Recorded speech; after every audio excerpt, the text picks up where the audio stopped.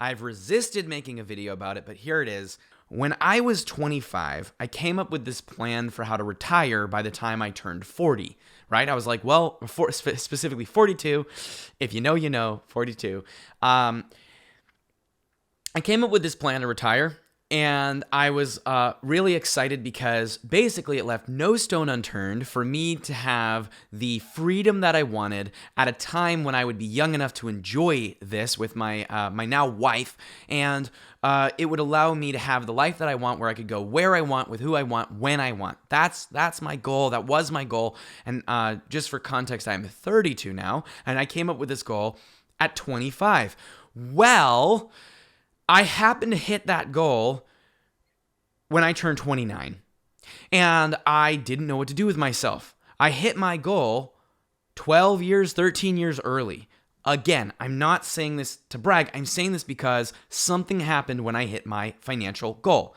I don't want to share the details because I think it would be distracting. The point is, I came up with the requirements of my life by writing out what I need the money for, and what reasons I wanted the money to, what I was going to spend it on, and why I wanted to spend that money, so that I was really, really clear on what I was doing this for, right?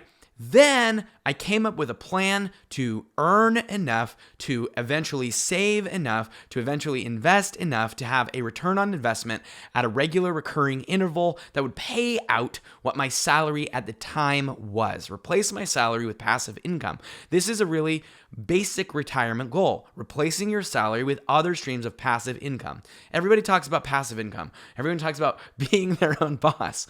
Well, guess what? This is what happened.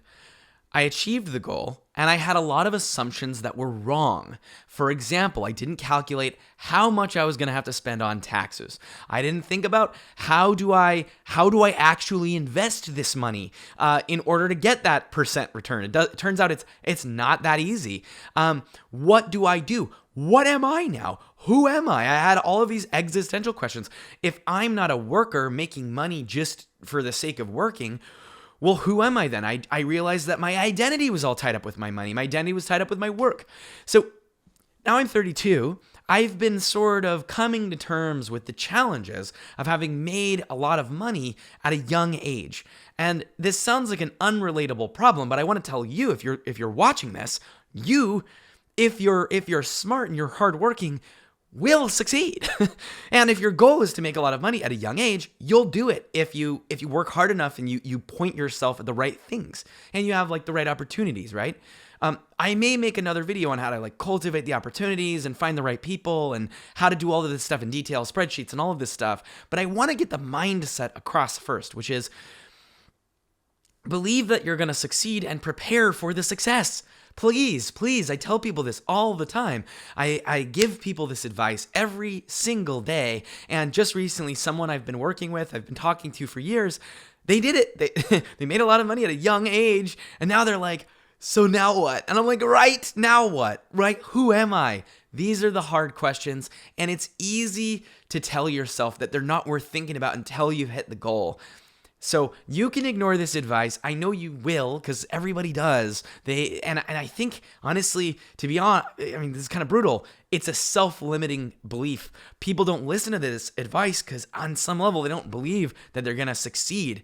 And that makes me really sad because I believe you're going to succeed. If you're watching this video, I think like it's likely you're ended up in the right place. So what do you do, though, to prepare for this? What do you do to prepare for this financial health, this financial wellness? Well, for one, you need to change your perspective on money.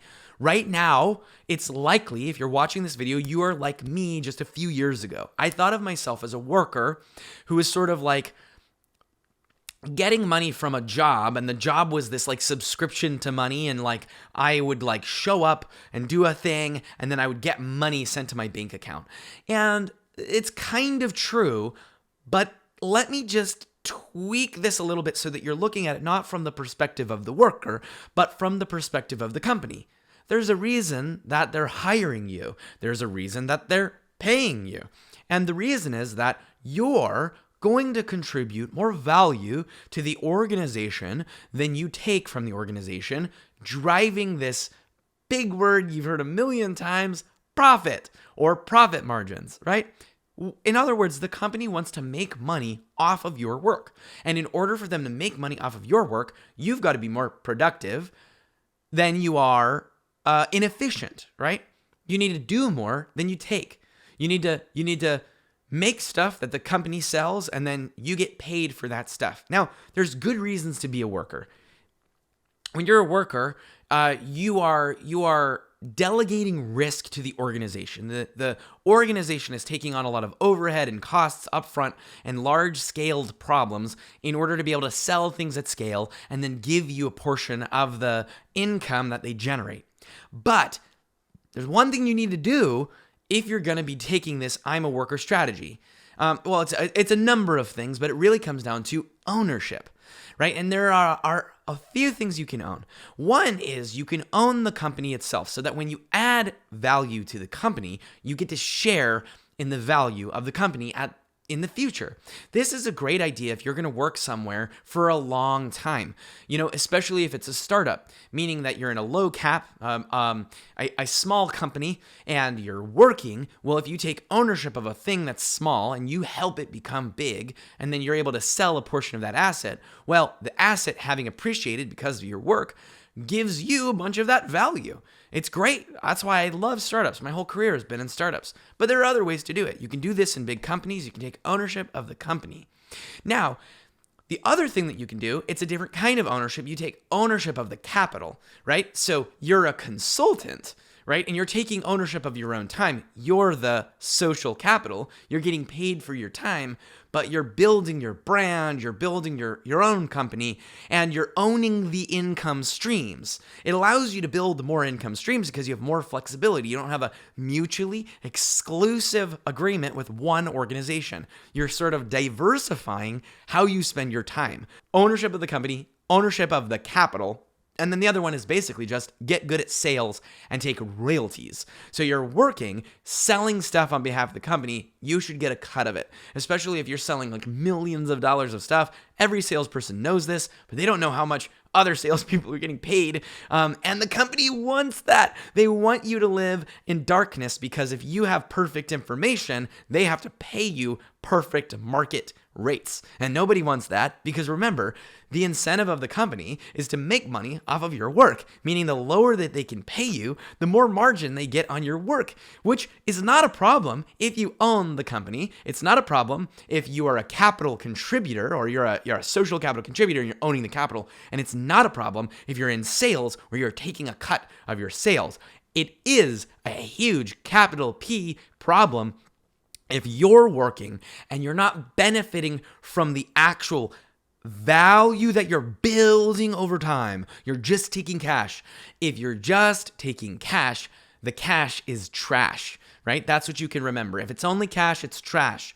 What you want is some way that when you help rise this company up, you raise the tide of the company, you want to be in a little boat floating with the company, right? So this is how you can think about work and how you contribute work. But there's one other thing I want to cover in this video around financial health, which is your mindset about money. I'm not talking about occupational health. I'm talking about financial health, not how you work, but what you do with your finances. And this is a mindset of what does the money represent to you? Think about that question. Maybe even pause, write your answer in the comments section. What does the money mean to you? What do you want the money for? There are two classes of problems. There are money solvable problems, right? And there are basically self-created problems or life-created problems that cannot be solved by money. They're in other areas of health. Technically speaking, only 1/8 of problems are financial related problems. The thing is, they're really serious. I need food. I need to buy food for my family. I need a place to live. I need a place to cover my head. I need creature comforts so I can stay sane. I need a gym membership so that I can stay healthy. These are real problems. And if you're not making enough, then you're in poverty. That's what being poor means, that you're not making enough money to be able to cover your needs. And if you're in poverty, please, please, please focus on increasing your value in the market. And it's not fair, by the way. You're playing a game in which all of the chips are stacked against you. And I'm sorry to be the one to tell you this. Everyone else is going to freaking lie to you. People are going to lie because it benefits them. The truth is, the chips are stacked against you. And what sucks is knowing that doesn't help solve that. The way to solve it is to work really, really, really hard to increase your market value, to play the game, as it were, in order to lever yourself up so that you no longer have, I'll call them type 1 problems, poverty-caused problems. You can afford your life. When you're in a poverty state of mind, when you're in a poverty state of life, it is like nearly impossible to think about any other area of wellness. How do I know that? I've been there, and it sucks. Now, I'm not going to say I've done anything by myself. I've had plenty of help, and if you have no help, that sucks, right? Find help. Find people that care. They're out there. Stack the chips in your favor. If all you're doing is thinking about how hard it is, that's a waste of your mindset. I agree, it's hard, and it's not fair, and it sucks that that's the case. But just focusing only on that does not solve the core problem, unfortunately. So type 1 problems, poverty-related problems. I'm assuming if you're watching this video, you're experiencing type 2 problems, meaning you don't have enough money to save for retirement, or you don't know how to save for retirement. And I'm realizing that this one's getting a little bit long. I'm going to leave this there, and I'm going to make another video about ethical financial health that talks about saving and investing. This one is mainly about mindset, and I wanted to talk about poverty mindset. So thanks very much for watching. Let me know what you think in the comments if this is interesting to you.